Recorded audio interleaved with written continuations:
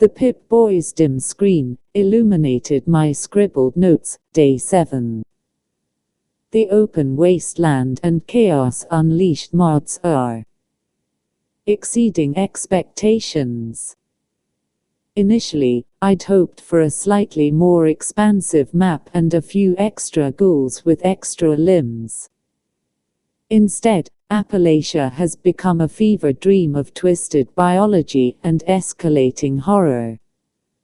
My heavily fortified base, nestled precariously on a cliff overlooking a now permanently irradiated river, is my only sanctuary. I built it with an obsessive attention to detail, reinforced concrete walls 4 feet thick, a triple-layered radiation shielding system, all thanks to an improbable find, a partially intact pre-war engineering manual. It's a testament to my sanity, or perhaps the opposite. The initial changes were subtle. Radroaches grew larger, their mandibles sharper. Deathclaws sprouted extra heads, their roars echoing with a disturbingly intelligent malice. But the pace accelerated. What started as minor mutations became grotesque transformations. Day 14 found a pack of mutated wolves, bipedal, with elongated snouts resembling those of anteaters, covered in chitinous plates. Their howls resonated with an unsettling psychic energy. I barely escaped. Note: need to upgrade the base as defenses against psychic attacks. The turrets, while effective against physical threats, are useless. Day 21 the wildlife is horrifyingly creative. Flying squirrels, now the size of small dogs, have developed venomous stingers on their tails. Rabbits have become quadrupedal, armored creatures with razor-sharp claws and glowing red eyes. The forest is a cacophony of unsettling chirps and chitters, a symphony of mutated terror.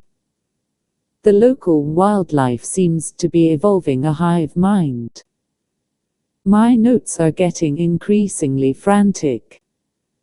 Day 28 the humans aren't faring much better. Encountered a raider gang.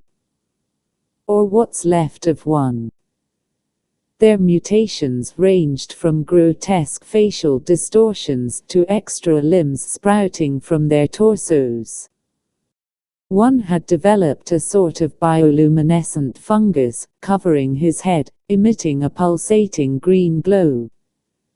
They were less organized, more feral. Even their weapons were mutated. A rusty pipe had twisted into a bizarre, bone-like shape. I managed to pick up a few interesting items from their strange arsenal. Day 35 the radiation storms are becoming more frequent and intense. My radiation shielding is holding, but the psychological toll is immense. The constant threat, the ever-present feeling of being watched, the grotesque mutations I encounter. It's starting to affect me. The changes aren't limited to fauna and raiders. The environment itself is mutating. Trees are developing thorny, barbed branches, rivers glow with an unnatural phosphorescent light, and the landscape itself seems more agitated. The ground trembles frequently, and fissures filled with corrosive, acid-like fluids have appeared. Day 42 witness something truly unbelievable. A herd of mutated Brahmin, their bodies fused together into a single, colossal beast, lumbered across the plains. They were about the size of a pre-war locomotive. Their skin was a patchwork of chitin and flesh, with eyes that were glowing orbs of pure malice. I couldn't bring myself to fire my weapon. The sheer scale of the mutation was breathtaking, terrifying. Day 49. The NPCs are affected too. Meta-settler, his face warped and twisted, his eyes devoid of any emotion. He spoke incoherently about the Great Convergence and the arrival of a new guard. He seemed strangely calm, accepting of his mutation. I took what little supplies I could from his small shack, leaving behind a small amount of clean water and food in case his condition somehow improves. Day 56. My base has held. For now. The walls are scarred, the generators are running rough, but I survive. The new mutations have forced me to adapt, to create more sophisticated traps, more powerful weapons, and better ways to protect against psychic attacks. I've even started experimenting with some of the strange fungal growths I've encountered. Some seem to possess powerful healing properties, while others cause unforeseen consequences. Day 63. The mutations are accelerating. I've stopped keeping track of the details. The animals, the humans, even the plants. Everything is changing in ways I can't comprehend. I'm beginning to wonder if this is evolution.